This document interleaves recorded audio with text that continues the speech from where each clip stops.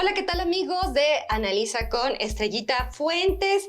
¿Qué tal? ¿Cómo están comenzando esta semana? Nosotros nos atrasamos un poquito porque generalmente sacamos las entrevistas los lunes, pero en esta ocasión, pues hoy es martes y tenemos una entrevista muy especial que seguramente les va a encantar porque se trata de un tema de coyuntura, un tema polémico que de alguna manera ha polarizado posiciones aquí en México a favor, en contra y bueno, ya está sacó a los ciudadanos a las calles a hacer sus marchas, sus expresiones, y para ello tenemos una especialista en los temas electorales.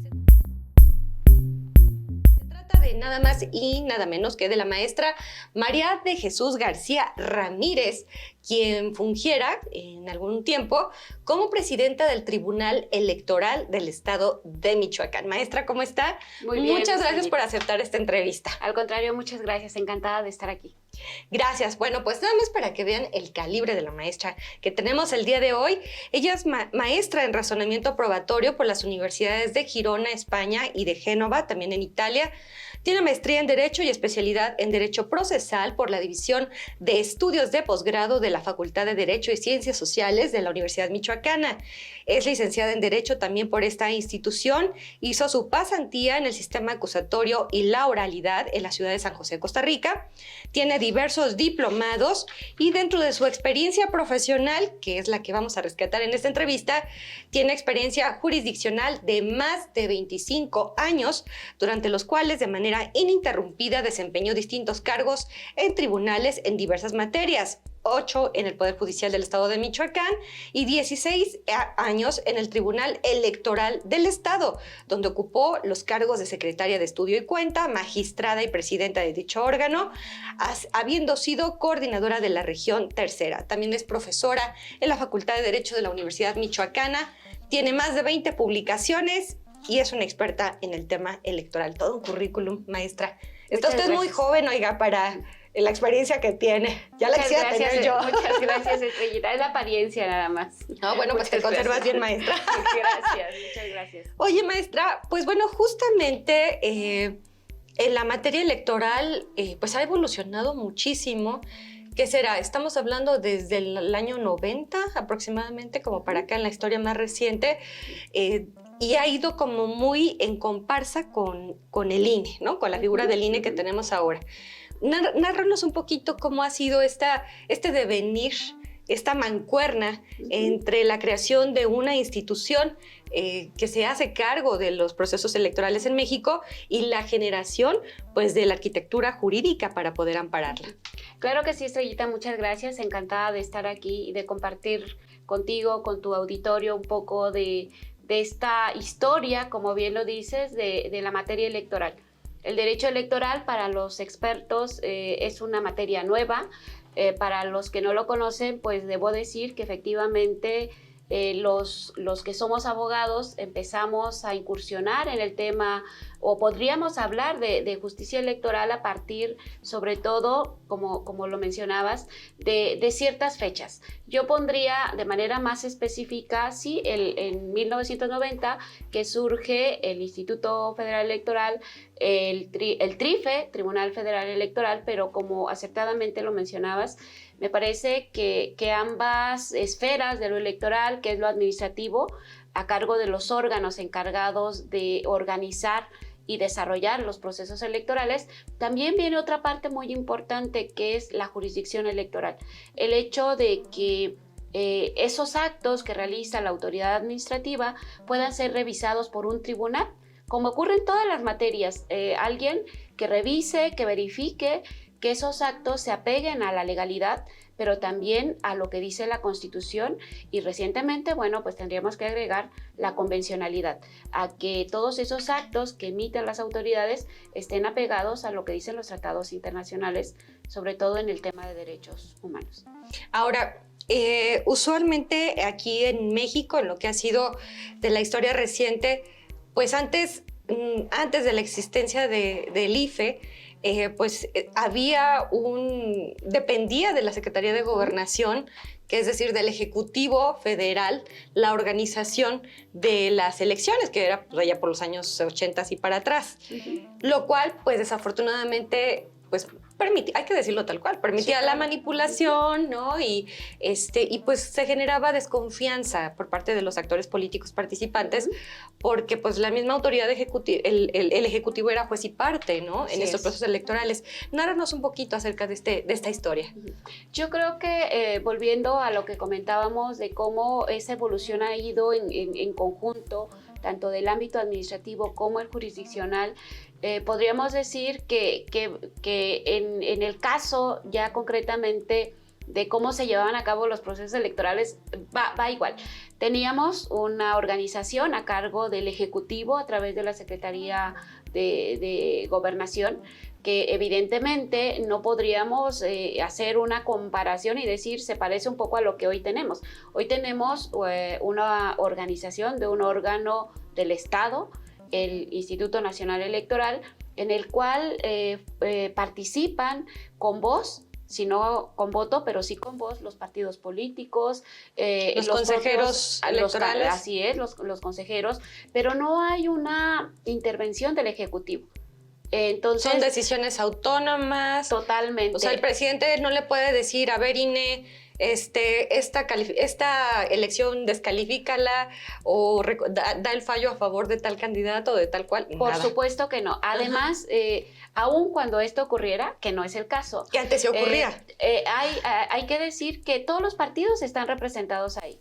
Y a mí me resultaría difícil creer que algún partido, viendo que algo se está haciendo mal, no dijera algo al respecto, ¿no? Claro. Y esto se da desde la primera de las sesiones en las que se declara el arranque del proceso electoral, tanto en el INE como en los soples, como a la hora de recibir la votación.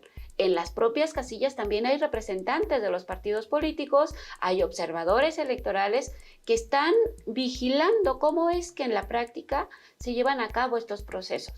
Pero a la par de esto, y distinto a como ocurría antaño, que lo que decía la Secretaría de Gobernación, los procesos electorales, pues solo no había un mecanismo para revisar su legalidad o constitucionalidad. Simplemente los funcionarios electos se reunían y en un denominado colegio electoral decían, a ver, vamos a revisar nuestra elección. ¿Fue legal? ¿Fue válida? ¿Qué opinan? ¿No? Y eran ellos los que autocalificaban su propia elección. Hoy en día tenemos... Como una elección papal, ¿no? Que el colegio cardenalicio se reúne, ya determinan, guardando las justas proporciones, se reúne el colegio cardenalicio, que eligen quién va a ser el siguiente papa, y ya luego sacan el humito y dicen, habemos papa, ¿no? Y entonces así es como se reunían y decían, tenemos ya un presidente. Así es, yo al menos en lo que he revisado de la historia, no he visto en ninguno de los casos que alguien hubiese manifestado, no, pues nuestra elección fue ilegal, fue indebida, ¿no? Porque se ponían de acuerdo entre ellos ya en lo privado, ¿no? Por supuesto que si yo emano de un proceso electoral, pues yo creo que difícilmente lo cuestionaría, ¿no?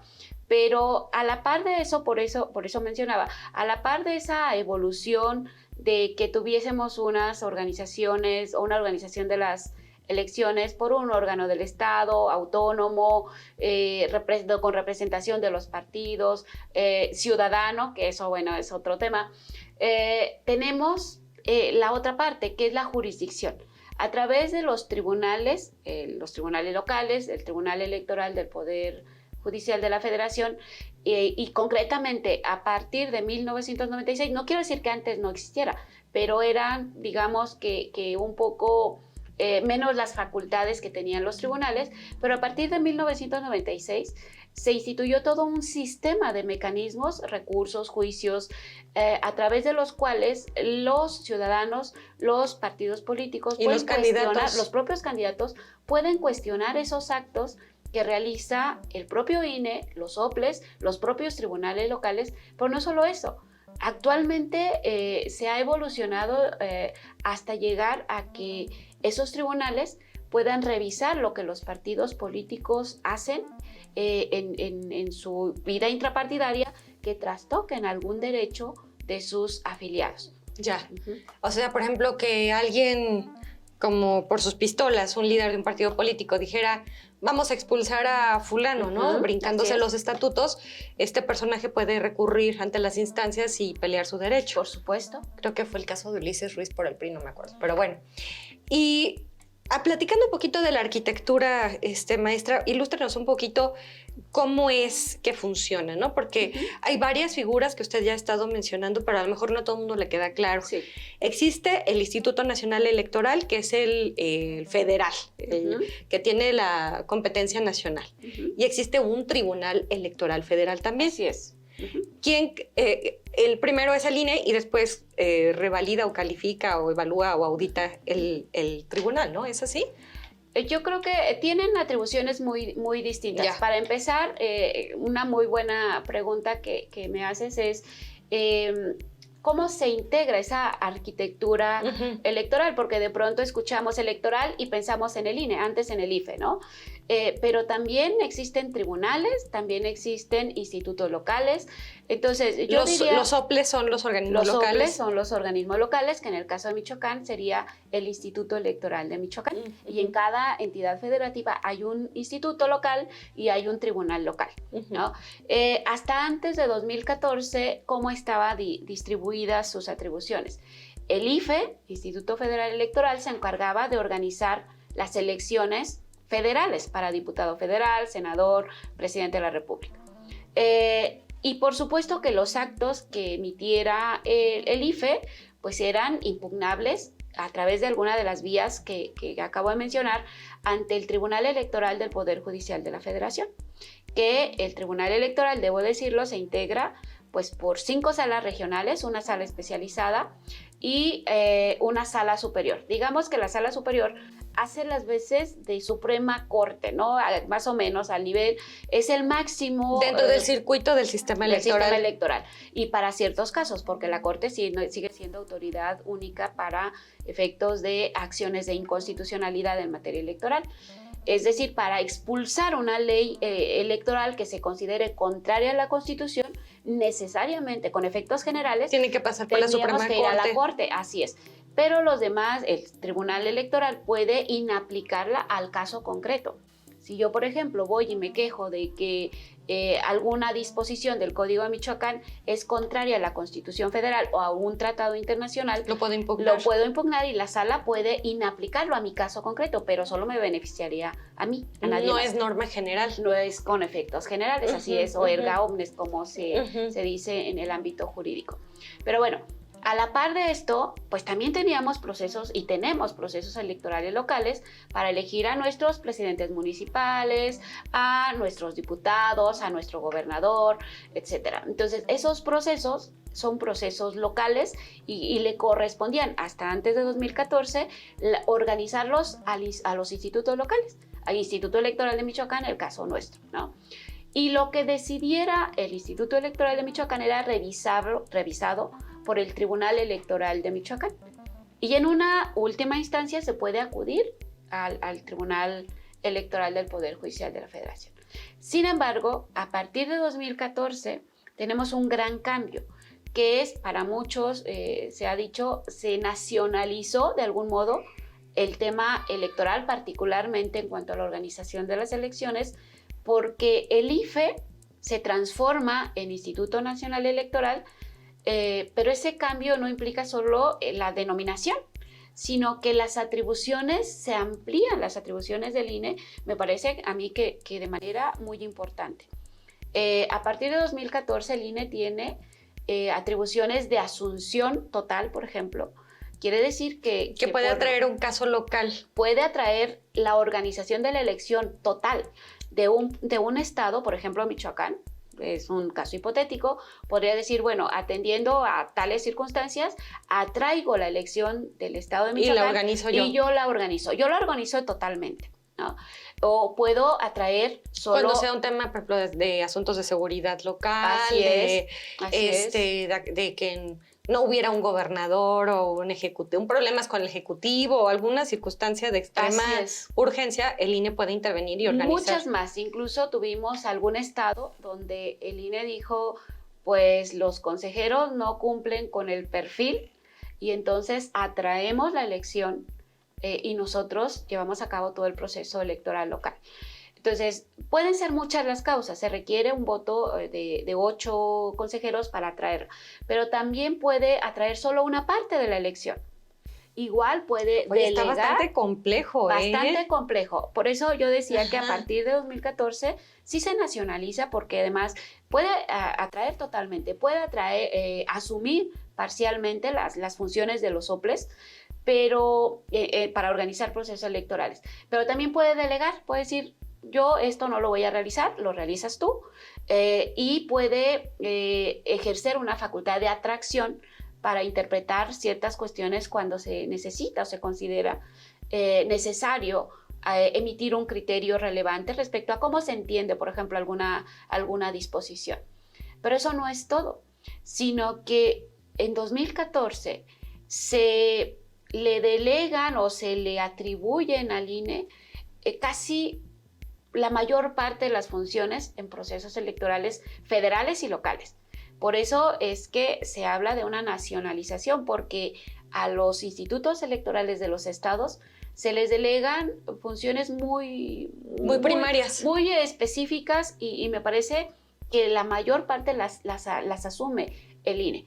Por ejemplo, el INE aprueba cuál va a ser el formato de la papelería, aprueba, se integra, selecciona, determina el número de casillas, quiénes las van a integrar, hay una casilla única.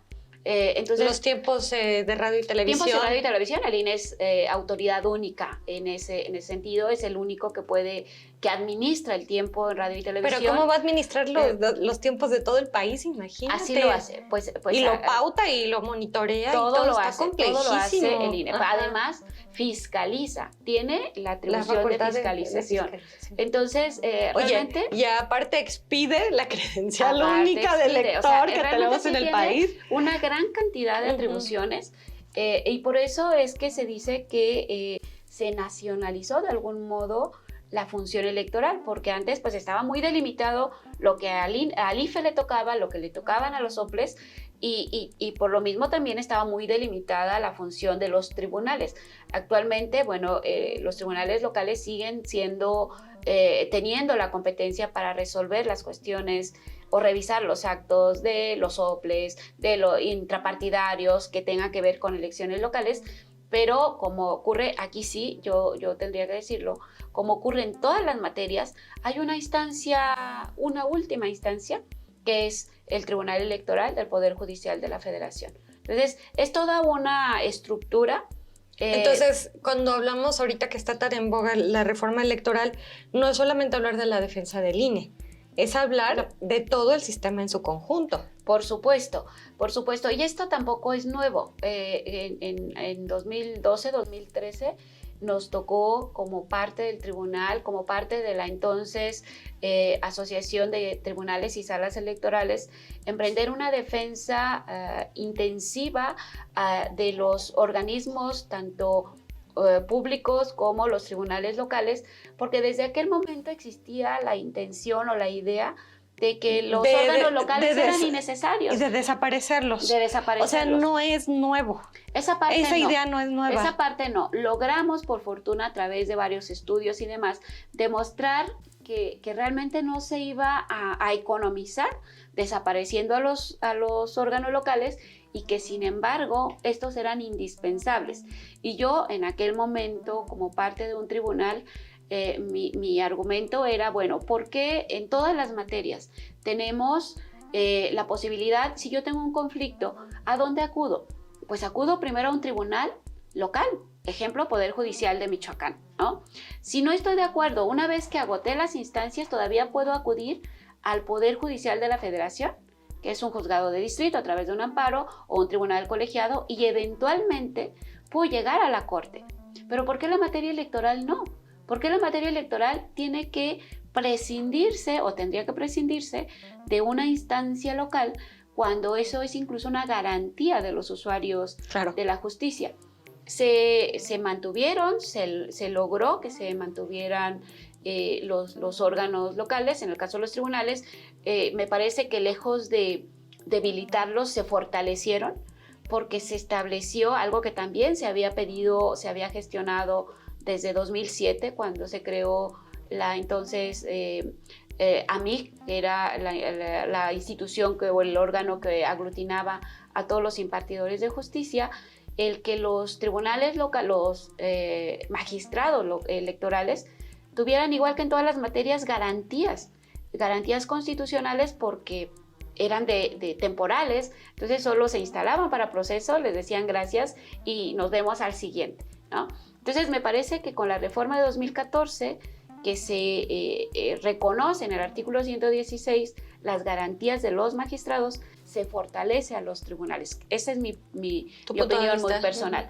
Sin embargo, me parece que no ocurrió lo mismo con los soples, porque por un lado les quedaron quitan, como ahí volando, ¿no? Les quitan muchas de sus atribuciones, se las otorgan al INE, y entonces con esas facultades de atracción, de asunción, de delegación, pues me parece como que sí se les redujeron muchísimo sus atribuciones. Entonces, el hablar de una reforma electoral, el hablar de lo que ahorita se está discutiendo en el Congreso de la Unión, no es hablar solo del INE, es hablar de toda una estructura que ha costado muchísimo construir, desde tiempo, pero también esfuerzos institucionales, esfuerzos académicos e incluso, diría yo, protestas políticas. ¿Por qué? Porque si recordamos 1988, que todavía no teníamos los órganos de los que ahora estamos hablando,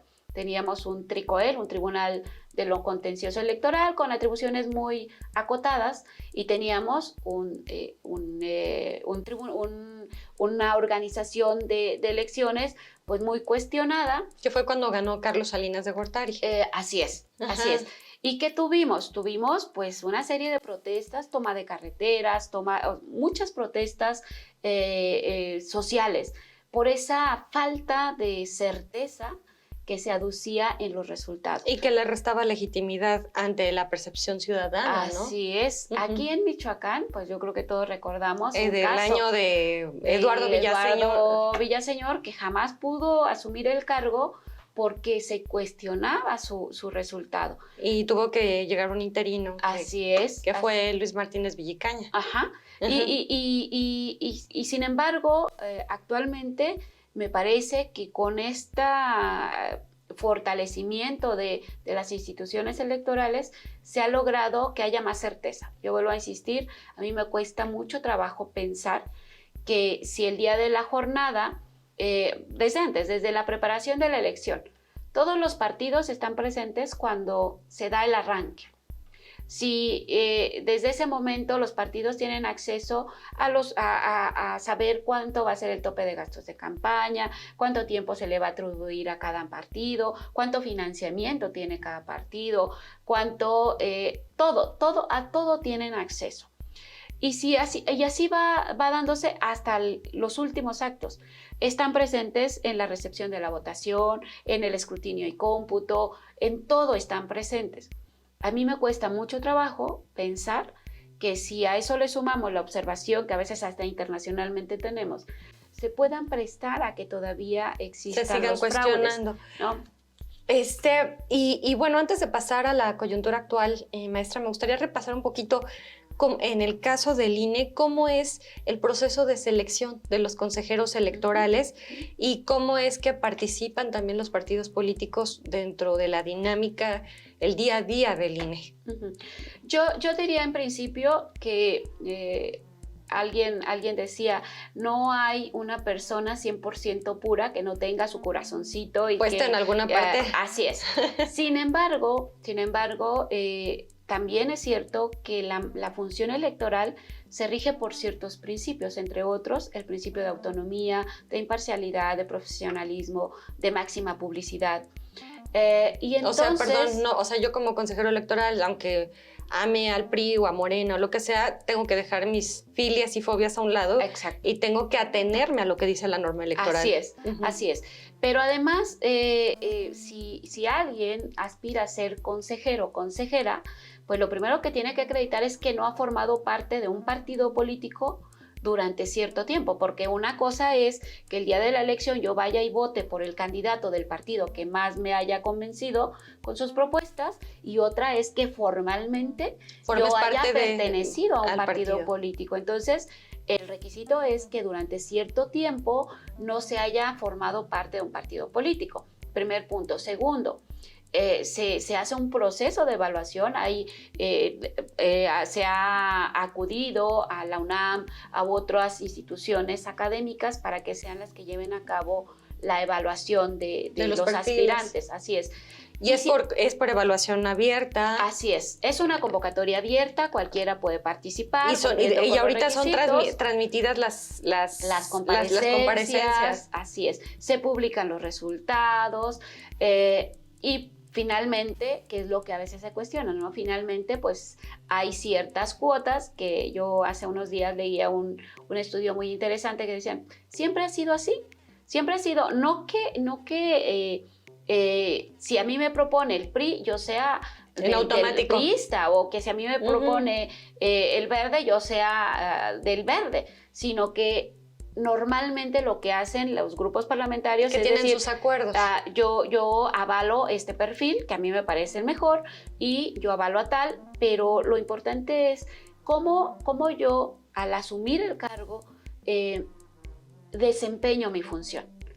Que ese es otro aspecto súper importante, maestra, que el hecho de la materia electoral tener este nivel de especialización toma tiempo, toma práctica. O sea, en tu caso, de acuerdo a tu currículum, tienes más de 20 años en esto, entonces ha sido estudio, práctica, ¿no? Entonces, yo lo veo, así como en el caso de la Cancillería mexicana, como un servicio de carrera, ¿no? Un servicio civil de carrera, un nivel de especialización. Lo veo también como para el caso de la Conagua, que necesitas un expertise técnico, ingenieril, hidráulico, para poder saber si le abro la compuerta tanto de tanto, porque es un asunto de seguridad nacional que no se me vaya a inundar una población, ¿no? Entonces, hay ciertas áreas, en este caso como en el Instituto Electoral, el INE, donde se necesitan este tipo de perfiles especializados. Por supuesto, no es una... yo a veces no es un abogado he cuestionado... Un abogado que imparte la materia civil y que de repente pasa el electoral de la noche a la mañana. Yo a veces sí he cuestionado un poco la idea de que el INE es un órgano ciudadano. ¿Por qué? Porque no cualquier ciudadano, y eso lo hablo con todo respeto, no es claro. No cualquier ciudadano, ni siquiera cualquier abogado, creo que tenga los conocimientos técnicos para desarrollar ciertas funciones. Pero también hasta esto ha previsto, desde la Constitución se ha previsto, se han señalado una forma de renovación escalonada, precisamente para que vayan los consejeros que van llegando, pues se vayan empapando del tema. Esto no quiere decir que vayan a llegar así como nuevos, ¿no? Así, sin conocer, porque efectivamente es un trabajo muy técnico. Se necesita saber de geografía, cartografía, una serie de cuestiones. Y bueno, quienes hemos realizado algunos exámenes sabemos que no son cualquier tipo de examen. Yo creo que a veces ni un ingeniero la Constitución, la ley electoral, así es, probabilidad y estadística. Exacto, así es. Entonces, los que pensamos que estudiar derecho y que asumir el ejercicio de la abogacía en cualquiera de los ámbitos era librarnos de las matemáticas, pues en materia electoral estamos totalmente equivocados, porque aparte son las fórmulas. Exactamente. De que, tantos votos equivalen a tantos escaños y por lo tanto la fórmula y le toca tantos a tal partido y ahora sí que un cuarto de tal a tal partido. Hay que sacar la sobre y subrepresentación, hay que atribuir escaños a partir efectivamente de cuánto cuesta en votos un diputado o una senaduría, hay que saber de resto mayor, restos, etcétera, cociente electoral, hay que saber también en el tema, por ejemplo, de asignación de tiempo de radio y televisión, pues también es una fórmula y podemos seguir y la distribución del presupuesto a los partidos, así es, de acuerdo al número de votos y escaños, te corresponde tanto. Exactamente. Híjole, está fuertísimo, maestra, pues qué interesante. Y bueno, ya aterrizando un poco en el tema de la coyuntura actual, pues insisto, como lo comentaba al inicio, mucho se ha debatido y se ha polarizado la sociedad mexicana en torno a esta propuesta de reforma electoral que introdujo el Ejecutivo Federal dentro del Congreso Federal precisamente, donde se habla de ciertas modificaciones, pues como tú lo señalas, pues no solo al INE, sino a todo lo demás, que incluye, dentro de lo que entiendo, la eliminación de los soples, que los consejeros electorales sean elegidos por votación, el tema de la reducción del financiamiento del presupuesto, que eso sin duda les pegaría a los partidos políticos. ¿Cuáles otros puntos más tú ubicas? Pues hay varios temas. De pronto si enfocamos la atención en el tema del INE, pero efectivamente una es desaparecer a los soples, pero también a los tribunales electorales locales. Modificar la forma de elección de los diputados a través de una lista. Ya no tendríamos diputados de mayoría relativa, sino que los partidos hacen sus listas. Así es.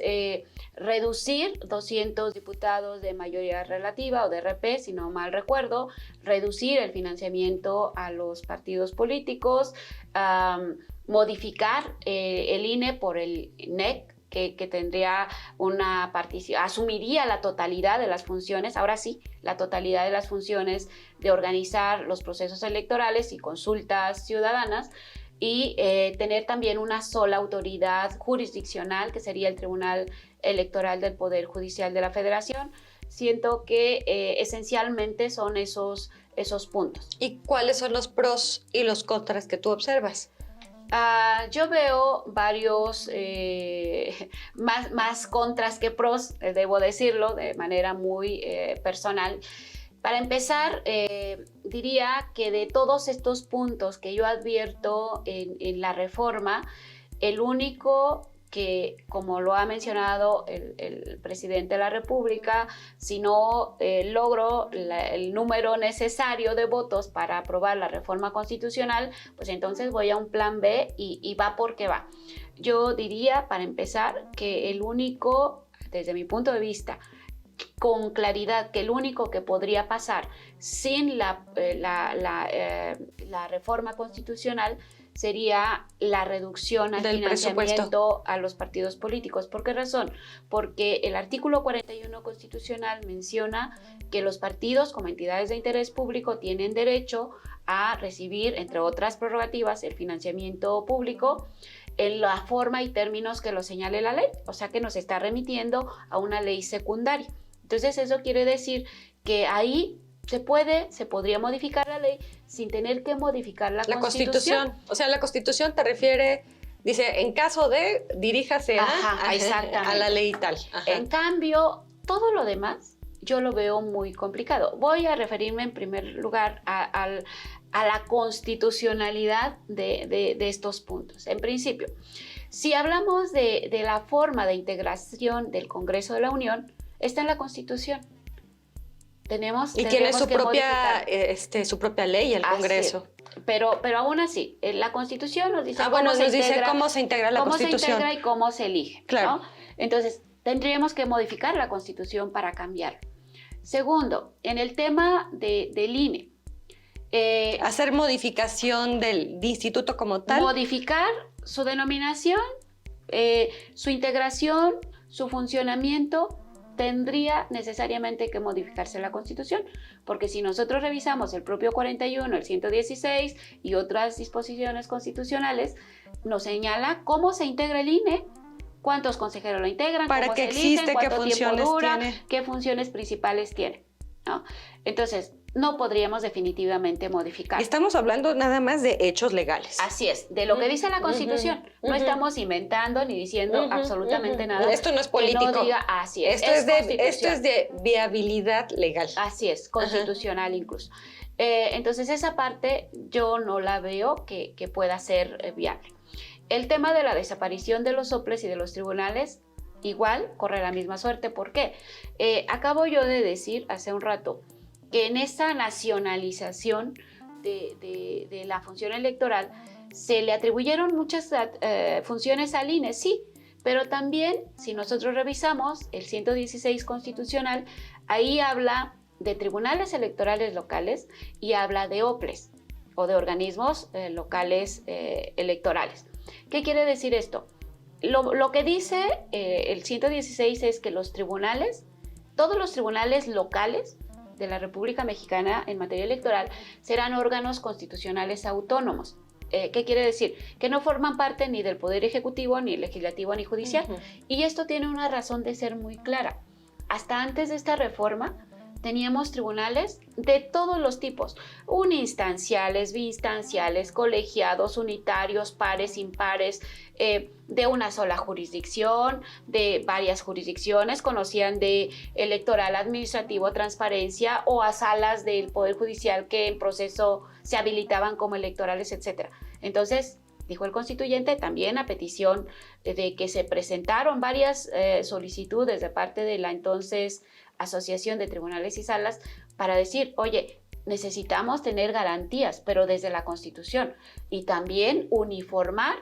Entonces, lo que hace la reforma en 2014, en el artículo 116, es decir, todos los tribunales del país van a ser nones, o sea, tienen que ser impares, tienen que ser de unas especializados en materia electoral, nada de que en proceso electoral te vas a transparencia, te vas a penal o te vas a cualquier otra, no, exclusivamente materia electoral, por el profesionalismo que, como tú decías, requiere la materia electoral.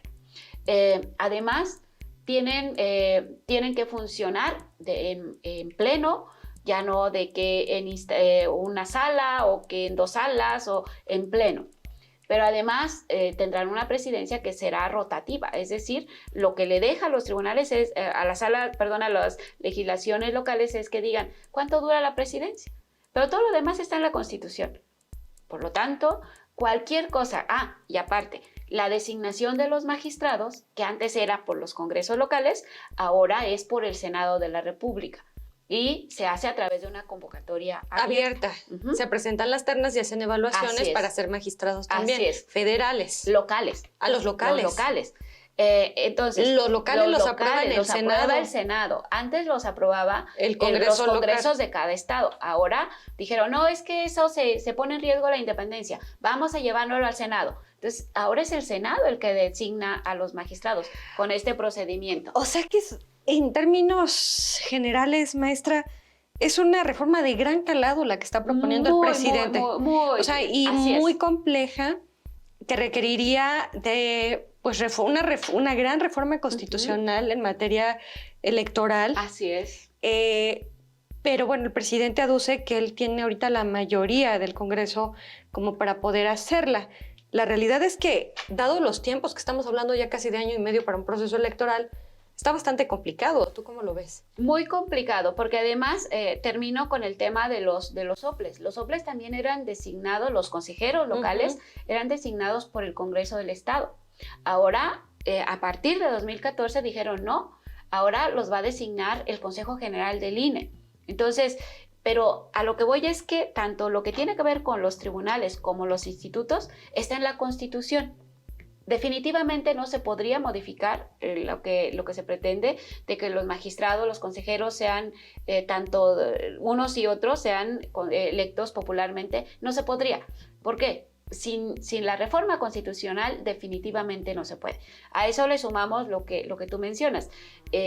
Yo estaba más o menos viendo los tiempos. El proceso electoral inicia en septiembre. En septiembre del 2023. Si no mal recuerdo, 90 días antes no se pueden hacer reformas en materia electoral. O sea que de enero a mayo, más o menos. No lo alcanza. Tendría que estar en ese tiempo. Si no estamos en ese tiempo, definitivamente ya no se podría. Pero vuelvo a insistir, o sea, salvo el tema del financiamiento, todo lo demás tendría que ser reforma constitucional. Y hablando específicamente del tema del financiamiento, maestra, yo ayer estaba revisando las cifras del presupuesto federal. Ahorita quien tiene, pues se lleva la mayor parte del pastel, pues es el IMSS, ¿no? El Instituto Mexicano del Seguro Social. Está la Comisión Federal de Electricidad, está la SEDENA, los que se llevan la mayor parte del pastel, ¿no? Incluso la SEP, ¿no? Por ahí aparece como en 4º o 5º lugar. Y hasta el último de los organismos desconcentrados son los que tienen el presupuesto más pequeñito. Entre ellos está el INE. pero todavía de ese presupuesto del INE, pues se come un gran porcentaje de los partidos políticos en términos del gasto. Entonces, quizás si solamente le redujera el gasto a los partidos políticos, ahí tendría su economía. Digo, es mi percepción personal, o no sé si estoy equivocada. Yo coincido contigo. O sea, lo que voy es que es el 1%, por decirte algo, del presupuesto federal. Por ahí más o menos. Yo creo que también para la ciudadanía que nos hace favor de vernos o escucharnos, es importante que para tener proporción de las cosas. Que tengamos muy claro que de ese presupuesto tan amplio, que de pronto, porque mediáticamente cuando vemos las cifras de, caray, pues sí es muchísimos millones, ¿no? de pesos, pero de esos millones, una gran parte, la mayor parte, se va al financiamiento. Justamente hablando de las cifras, pues por ejemplo, en el caso de la Sedena, pues está llevando gran parte del presupuesto. Está también el Instituto Mexicano del Seguro Social, está la Secretaría de Educación. A lo que voy es, ¿realmente el tema del financiamiento es un argumento válido? A mí me parece que el tema económico, desde mi perspectiva personal, no es un argumento de la solidez necesaria y suficiente como para justificar esos cambios que se pretenden hacer. Y me voy a explicar. Uno de los cambios, como ya decía, es que los consejeros y los magistrados que eventualmente, de aprobarse la reforma, ya no serían los consejeros de los estados o los magistrados de los tribunales de los estados, sino exclusivamente 7 magistrados del Tribunal Electoral del Poder Judicial de la Federación y los consejeros, que se reducen, si no mal recuerdo, a 9, ¿no? Estos funcionarios serían electos a través de voto popular. Pero si hacemos un ejercicio y revisando la propuesta de reforma, lo que se está planteando es que el Ejecutivo, estos consejeros, estos magistrados, sean propuestos por el titular del Ejecutivo, por el Senado de la República, la Cámara de Diputados y la Suprema Corte de Justicia de la Nación. Primer punto. Se dice que de esta manera se despolitizaría la designación de estos funcionarios. Mi pregunta es, ¿de qué manera? ¿O por qué? ¿Cómo es que si van a ser propuestos por el Ejecutivo, por el Legislativo, Cámara de Diputados, Cámara de Senadores, y si acaso la Corte, cómo es que se garantizaría esa despolitización, ¿no? Porque finalmente, pues volvemos al tema, ¿no? Los grupos parlamentarios, pues pertenecen a ciertos partidos. Pero bueno, eso por un lado. Pero por otro, el tema económico. Se va a hacer una convocatoria, se van a proponer, y las personas que aspiren a ocupar esos cargos tendrán que ir a elección. Tendrán que hacer campaña. Y se hablaban los especialistas de alrededor de un gasto de 8,000 millones de pesos. Entonces, mi pregunta es, ¿dónde? Porque además, ese proceso electoral lo tendría que organizar el INEC. ¿Dónde quedaría ese ahorro? ¿No? Y aparte, ¿quién llegaría? Ese es otro tema todavía más Entonces no es de que llegue el más especialista en temas electorales, sino el más popular. Yo les he puesto algún ejemplo. Digo, con todo respeto y cariño, puede llegar Juan Pérez. No, Juan Pérez es el líder que conocemos. No, que no es el caso. Pero sin saber realmente de la materia electoral, y nada más porque pues tiene arrastre, tiene pegue, tiene carisma, ya llegó, pero a la hora que se siente a tomar decisiones, ¿qué va a hacer? ¿No? Por supuesto. Tú decías algo muy importante. Estas son funciones especializadas, muy técnicas. Yo a veces les he puesto un ejemplo a mis alumnos, que a veces hemos discutido estos temas, y les he dicho, imaginen ustedes, se ha dicho que en algunos casos una elección la ganó alguien por su aspecto físico, ¿cierto? Como Peña Nieto. Bueno, no lo quería no nos vayamos muy lejos. Imaginemos candidatos como esos, ¿no? O sea, un candidato que resultó corruptas.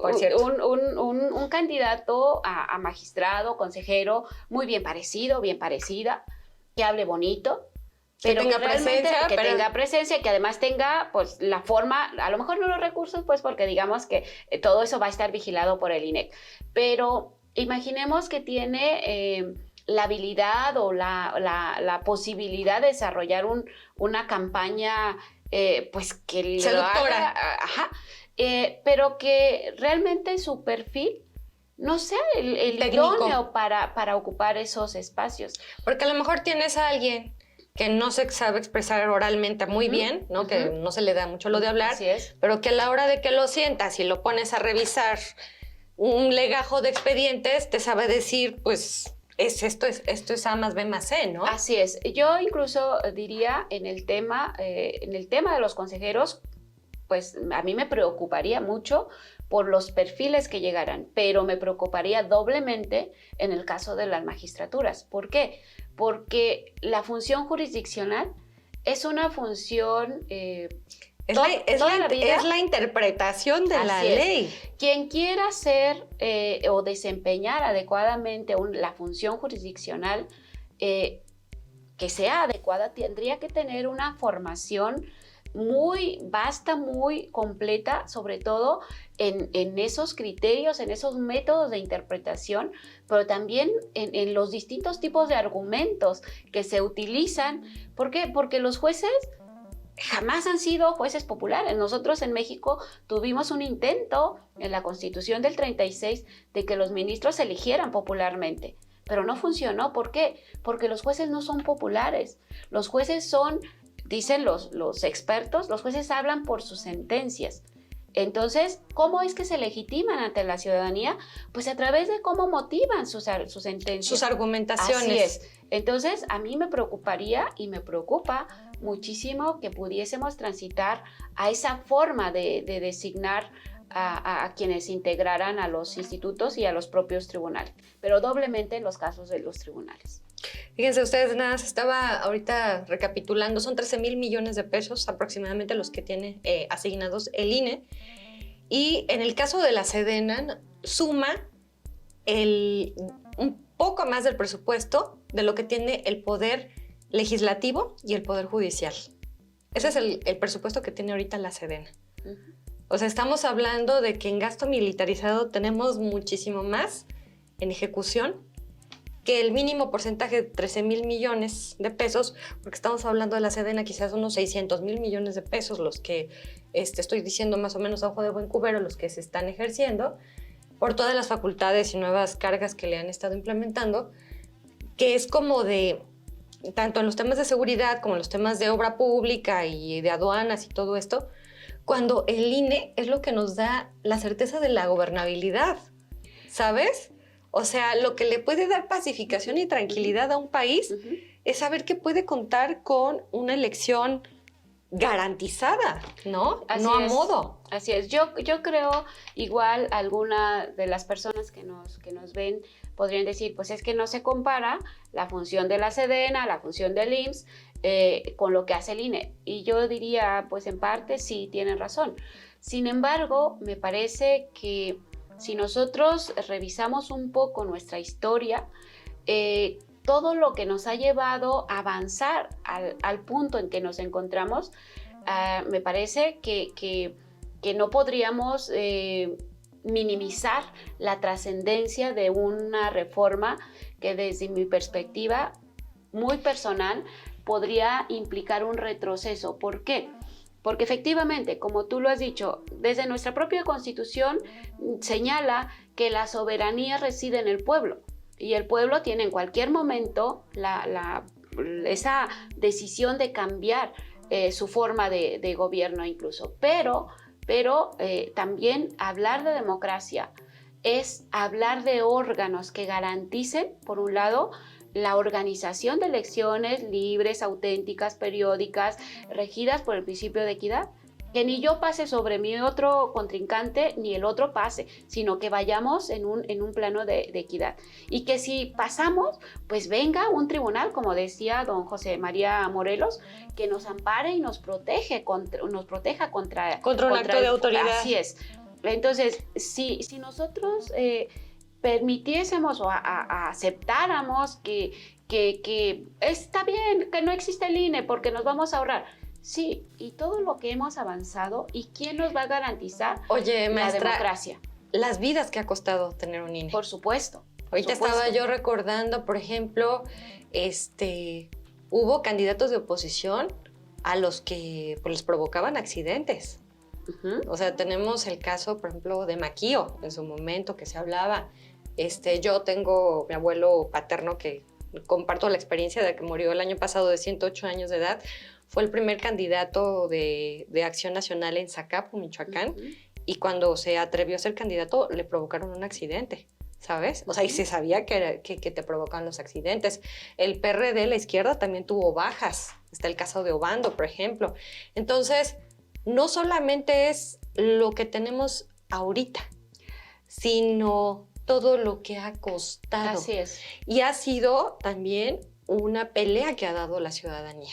Así es. Así como se creó el Instituto Nacional de Acceso a la Información, el INAI, que es ahorita, de que el gobierno abriera sus expedientes, que rindiera cuentas, que transparentara las licitaciones y los concursos y todo esto, también, o sea, se peleó por tener un órgano como el INE. Y se peleó desde las protestas en la vía pública que recordamos muchos. Yo insisto, el toma de carreteras, toma de oficinas, impedir el acceso o el ejercicio de un cargo de elección popular. Como le pasó aquí a Lalo Villaseñor. Como tú mencionabas, el que lamentablemente... No tenemos la certeza, pero bueno, se habla de muchas personas que sufrieron atentados por atreverse a participar. Y yo te pongo un tema muy también de actualidad, Estrellita, y a nuestra ciudadanía. La participación de las mujeres. También, la participación de las mujeres. ¿Cuántas mujeres han sufrido amenazas?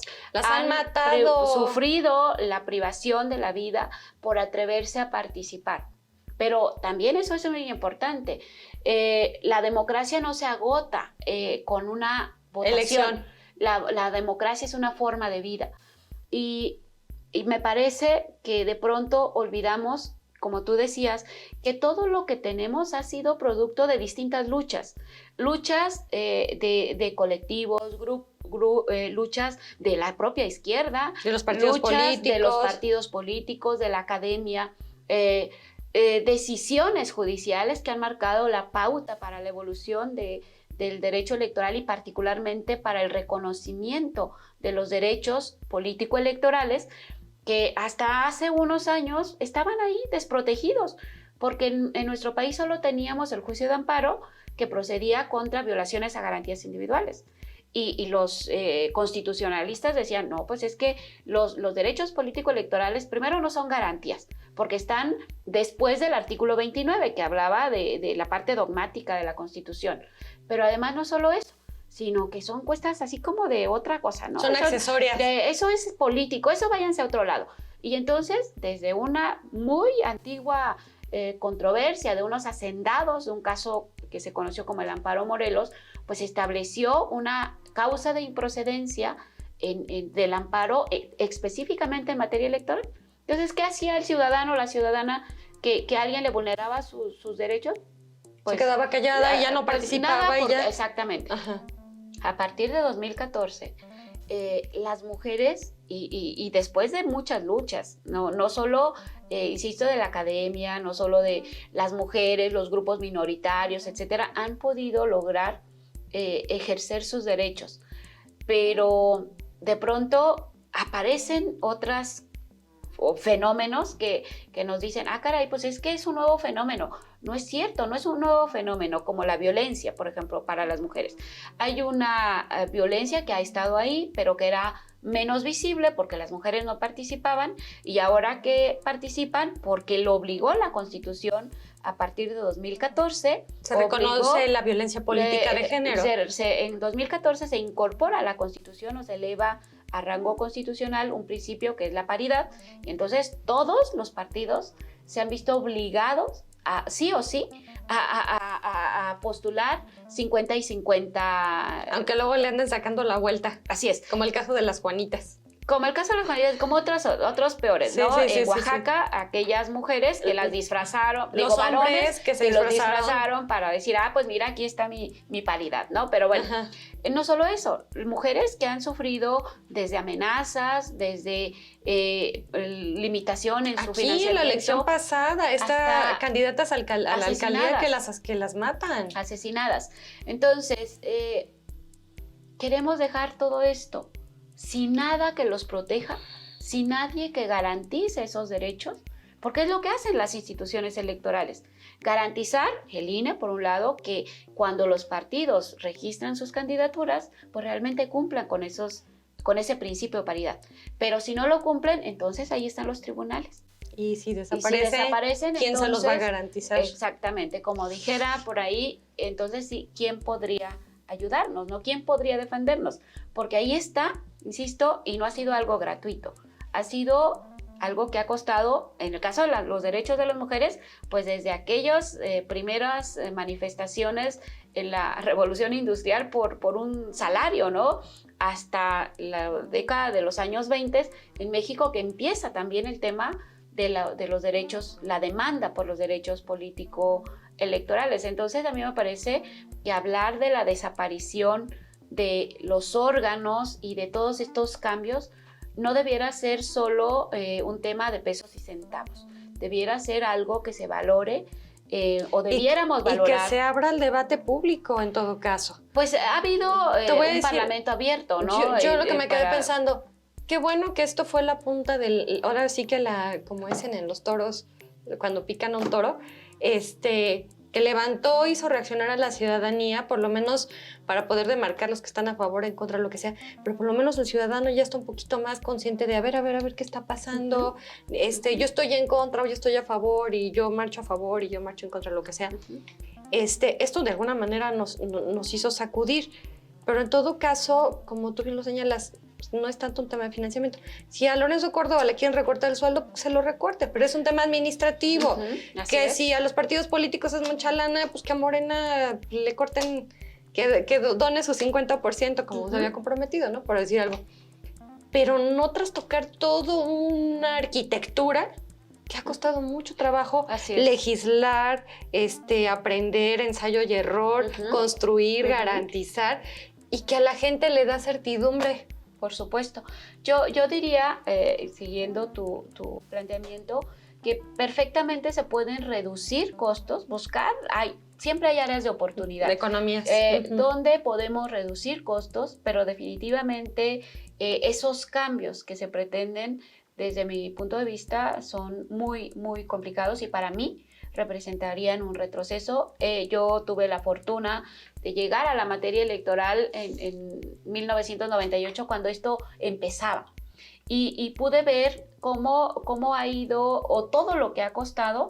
En el caso de los tribunales, yo puedo decirte que quienes integramos el Pleno en mi época, logramos la permanencia del Tribunal Electoral antes de la reforma constitucional, pero tuvimos que ir a un amparo. Entonces, el tribunal, los magistrados se tuvieron que amparar. Así es, y como nosotros hubo casos San Luis Potosí, casos Zacatecas, y hubo muchos otros tribunales. Por eso es lo que yo menciono, de que han sido muchas luchas, ni siquiera solo las que vemos en la calle de pronto, sino otras que están ahí. Y que son las que han logrado. Y que están en la historia. Así que están documentadas en la historia. Así es. Y también me quedé pensando en algo más, maestra.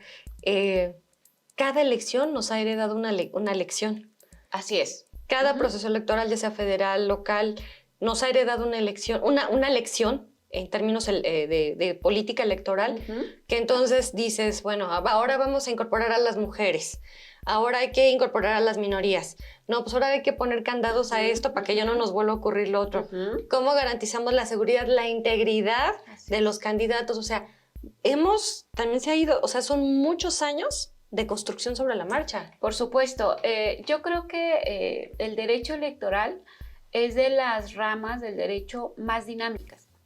Y más dinámicas porque si nosotros revisamos, yo diría que el punto más, dejando de lado un poco el caso que mencionaba del Amparo Morelos, tuvimos por ahí en 1977 un intento de que la Corte revisara los temas electorales, pero era, digamos, un recurso que en aquel momento era recurso de reclamación, que era como de papel, porque pues la Corte podía opinar, pero finalmente quien tenía la última palabra era el colegio electoral, del que ya hablamos hace un rato. Entonces, yo diría que la evolución del derecho electoral propiamente la podríamos identificar a partir de la creación del primer tribunal electoral, que fue en 1986, un tribunal conocido como el TRICOEL, pero hemos ido avanzando efectivamente a partir de las elecciones, de cada elección. Y a lo que voy es, ese tribunal, que si bien no pues desarrolló su función con las atribuciones que tenía tan acotadas en la elección del 88, pero de la revisión de todo lo que vieron, lo que se dio durante la elección del 88, fíjense, lejos de decir, vamos a desaparecerlo porque no sirve, pues se dijo, no, pues hay que fortalecerlo y hay que convertirlo en un órgano constitucional autónomo con ciertos órganos, ¿verdad? Entonces se crea el TRIFE, y junto con el IFE, pero de ahí para adelante han ido evolucionando, efectivamente. En cada elección, que hubo campañas negras, pues vamos a regular las campañas. Que el financiamiento del narco. O que todo el recurso se va a los medios. Pues vamos a acotarlo. A quitar esa parte y que el INE sea el único administrador, el IFE, pues, el único administrador de los tiempos y que sean gratuitos. Sí, porque antes, pues, los que ganaban eran las estaciones de medios, los medios de comunicación que les llevaban un billetote por cobrarles. Que tenemos problema con la fiscalización. Pues vamos a implementar un mecanismo que nos ayude a fiscalizar. No se ha logrado lo que se pretendía, que era tener una fiscalización instantánea, pero sí se ha avanzado muchísimo. Tenemos el voto electrónico, el voto migrante, los padrón de proveedores. Ya no es donde yo quiera voy y compro y hago lo que quiero, sino que todo es a través de los órganos. Incluso está el candado ecológico. Así es. De la no generación de plásticos. Que los materiales sean biodegradables, etcétera. Se han avanzado un montón de cosas. Muchas cosas, ¿no? Hoy, como decíamos, tenemos una jurisdicción electoral permanente que ahí está. Y tenemos una revisión, incluidos los actos de los partidos, que si, Estrellita es del partido del Pollito y quiere ser candidata, pero al presidente no le cae bien y mejor ponemos acá. Pues tiene ahí un mecanismo para ir a quejarse, para lograr que protejan sus derechos. Entonces, la verdad es que las candidaturas independientes también se legisló en la materia. Michoacán pues fue pionero en el tema, claro, con don Manuel Guillén Monzón, ¿no? Desde el año 2000. Entonces, yo creo que es muchísimo es demasiada la historia. Así es. Es demasiado el esfuerzo como para desecharlo así nada más. Y bueno, que a lo mejor el tema se ha tornado político. Uh-huh. Cuando en realidad tendría que ser un debate técnico, yo insisto, ¿no? Así es. O sea, dejar de estar politizando el tema de la reforma y más bien sentarnos a revisar, como tú dices, con pesos y números, a ver cuánto de tanto, se trata de un tema económico, pues podemos ahorrar aquí o acá.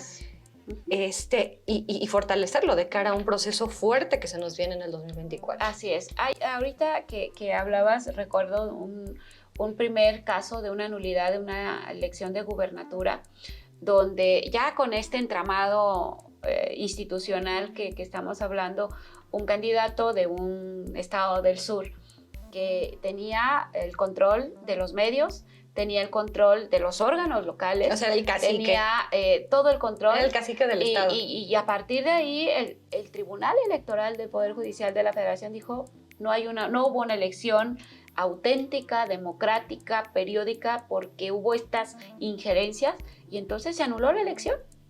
Entonces yo creo que eso es fundamental, que tengamos las garantías para poder pues hacer efectivos los derechos que ya están reconocidos ahí, ¿no? Me encantó.